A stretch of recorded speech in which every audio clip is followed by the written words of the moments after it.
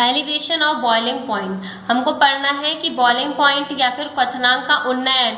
Elevation का मतलब कि बॉइलिंग पॉइंट बढ़ रहा है, यानी किसी भी विलेन का बॉइलिंग पॉइंट कब बढ़ता है। Liquid boils at a definite temperature with is called the its boiling point. कोई भी लिक्विड जो होता है वो एक निश्चित तापमान पे उबलता है, जिसे हम उसका बॉइलिंग पॉइंट कहते हैं। At this temperature the vapour pressure of the liquid becomes equal to the atmospheric pressure. और जब वो उबलता है तब कोई भी कब बॉइल करेगा, जब उसका जो उस लिक्विड में जो वेपर का जो प्रेशर पड़ रहा है वो एटमॉस्फेरिक प्रेशर के इक्वल हो, तभी कोई भी विलेन जो है वो उबलता है। As so pure solvent at the room temperature. यहाँ पे एक फिगर दिया है 2.5, उसमें दिया गया है कि हम T1 एक टेम्परेचर लेते हैं और डिफाइंड प्रेशर P1 है। On heating the solvent its temperature rises to T2 and its pressure equal the atmospheric pressure. तो इस डायग्राम में उन्होंने बताया है कि हम एक जो विलेन है उसको उबाल रहे हैं और हम टेम्परेचर T1 ले रहे हैं, प्रेशर P1 ले रहे हैं, और इस सॉल्वेंट का जो टेम्परेचर है वो हम T2 तक बढ़ाते हैं और प्रेशर जो है वो एटमॉस्फेरिक प्रेशर के इक्वल करते हैं। At this temperature it being to boil, और इस समय ये उबल जाता है। We now that the addition of a non volatile substance towards the vapour pressure of the solution and to the boil it. और हम क्या करते हैं, अब ये सही समय पे उबला T2 बढ़ाने के बाद में अब हम क्या करेंगे, इसमें एक नॉन वॉलेटाइल सब्सटेंस मिलाएंगे जो अवाष्पशील हो। तो हम क्या करते हैं, इसको मिलाते हैं और उसके बाद इस सॉल्यूशन को उबालते हैं। We have to increase the vapour pressure to atmospheric pressure by rising the temperature. Thus when a non-volatile substance is added to the solvent, then at temperature T1 its vapor pressure decrease from P1 and P2। हम पाते हैं कि इसको उबालने पर हमारा जो पहले वेपर प्रेशर एटमॉस्फेरिक प्रेशर के बराबर हो जा रहा था और जो विलेन है वो उबल रहा था, अब वो जो है वो T1 टेम्परेचर पे वेपर प्रेशर जो है वो कम हो जाएगा, यानी वेपर कम बनने लगेंगी और वो वेपर का जो प्रेशर है वो P1 से कम होकर P2 में पहुंच जाएगा। When this solution is heated, then at temperature T2 its pressure become equal to P1। T2 पे टेम्परेचर जो है, T2 टेम्परेचर पे जो प्रेशर होगा वो P1 पहुंच जाता है और and temperature T3 it's pressure becomes equal to atmospheric pressure। जो वेपर प्रेशर T2 पे ही एटमॉस्फेयर के बराबर हो जाना चाहिए था, अब वो T3 पे आके एटमॉस्फेयर के बराबर हो रहा है। इसका मतलब हमको टेम्परेचर ज्यादा देना पड़ रहा है। इसका मतलब कि उस विलेन का बॉइलिंग पॉइंट बढ़ जा रहा है, क्योंकि T2 पे ही आके वेपर का प्रेशर एटमॉस्फेयर के बराबर होके विलेन को उबलना था, लेकिन ये T3 टेम्परेचर पे पहुंचने के बाद में उबल रहा है, इसलिए इसको हम एलिवेशन ऑफ बॉइलिंग पॉइंट कहते हैं। Thus the boiling point is now elevated from T2 to T3। इसलिए हम कह सकते हैं कि जो बॉइलिंग पॉइंट है वो T2 से बढ़कर T3 में हो गया है। और a solution of non volatile substance boil at a higher temperature than the pure solvent. हम क्या करते हैं, नॉन वॉलेटाइल सब्सटेंस को मिलाते हैं, इसलिए प्योर सॉल्वेंट का जो टेम्परेचर है वो बढ़ जाता है।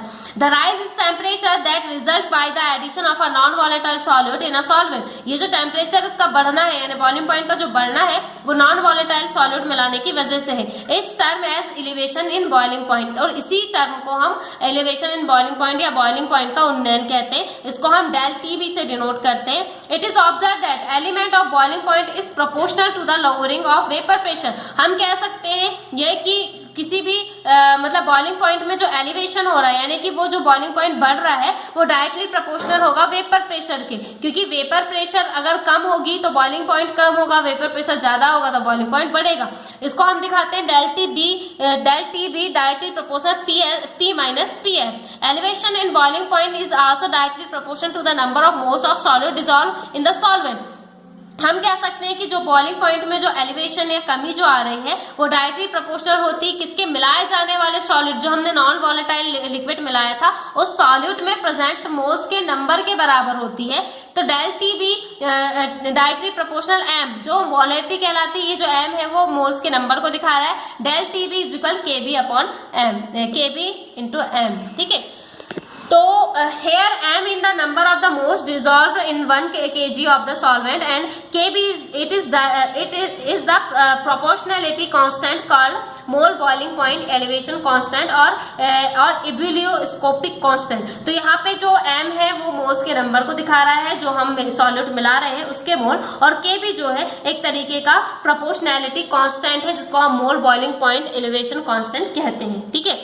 अब नेक्स्ट इसमें है कि मान लो mole elevation constant may be defined as the boiling point elevation product when 1 mole of solute is dissolve in 1 kilogram of solvent. अगर हम इसको एलिवेशन को शो करना है तो हम कह सकते हैं कि हम जो सॉल्यूट के जो 1 मोल है वो 1 kg में सॉल्वेंट में कितने डिसॉल्व हैं वो उसका मोल एलिवेशन कांस्टेंट कहलाता है। If in m a gram of solvent w a gram of solvent w b gram of solid of molecule mass w b is dissolve, then हम कह रहे हैं कि हमने w a ग्राम सॉल्वेंट लिया है यानी जिसमें हम मिलाने वाले हैं, और w b ग्राम जो सॉल्यूट है उसका मॉलिक्यूलर मास m b है जिसको हम डिसॉल्व कर रहे हैं। ठीक है, तो मोलैलिटी ऑफ द सॉल्यूशन, पूरे के पूरे सॉल्यूशन की मोलैलिटी क्या होगी, m इज इक्वल, ये फॉर्मूला मोलैलिटी का हमने पीछे पढ़ा था 1000 इंटू WB क्या है, सॉल्यूट जिसको हम मिला रहे हैं, अपॉन MB क्या है, ये मोल्स के नंबर है जो हम सॉल्यूट मिला रहे हैं उसके मोल्स के number,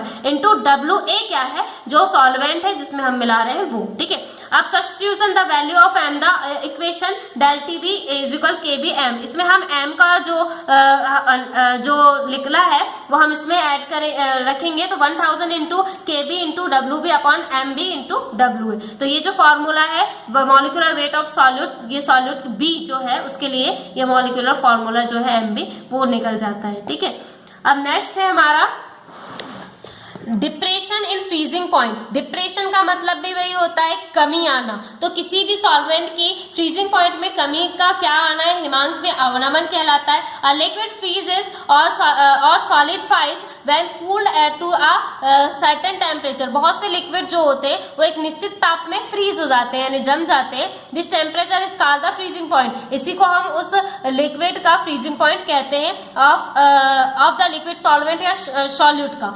at this temperature the vapor pressure of solid and liquid states of a substance are equal to the liquid and solid state coexist at equilibrium। तो यहाँ पे कुछ निश्चित टेम्परेचर पे जो वेपर प्रेशर के ठंडे होने की दर है और लिक्विड के जो की अवस्था है वो एक दूसरे के इक्विलिब्रियम में या फिर समानुपाती मतलब इक्विलिब्रियम में हो जाती है। We know that when a non-volatile substance is added to the solvent then the vapor pressure of the solvent decrease। क्या होता है कि जब भी हम क्या करते हैं कि किसी भी सब्सटेंस में कोई नॉन वॉलेटाइल सॉल्यूट मिलाते हैं तो उसका जो वेपर प्रेशर है वो डिक्रीज हो जाता है।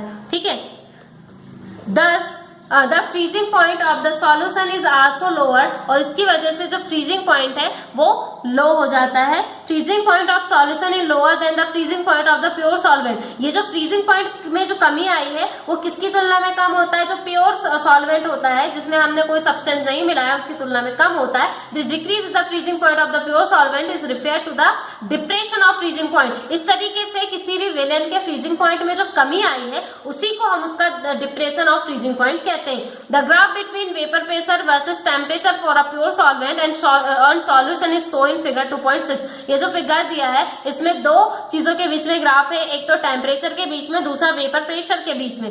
The curve BC gives the vapor pressure of the pure solvent and the curve DE represents the vapor pressure of the solution। यहाँ पे जो यहाँ पे कर्व है BC वो जो सॉल्वेंट है उसको उसके वेपर प्रेशर को शो कर रहा है, और जो कर्व DE है वो वेपर प्रेशर के जो सॉल्यूशन है, सॉल्यूशन जो पूरा है ये सॉल्वेंट के यानी विलायक के को शो कर रहा है, और DE जो है वो पूरे के पूरे सॉल्यूशन के कर्व को शो कर रहा है। Curve AB represent the vapour pressure of the solid solvent at various temperature. जो कर्व AB है, जो कर्व A और B है वो अलग अलग टेम्परेचर पे क्या कर रहा है, सॉलिड या सॉल्वेंट के प्रेशर को शो कर रहा है।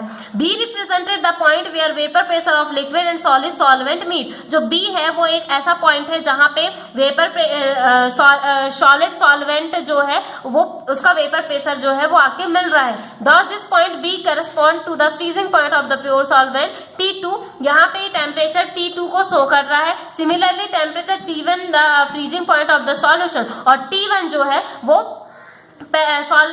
सॉल्यूशन के पॉइंट को शो कर रहा है। तो यहाँ पे क्या हो रहा है कि T2 जो है वो सॉल्वेंट के को शो कर रहा है और T1 जो है वो पूरे के पूरे सॉल्यूशन को। Since T1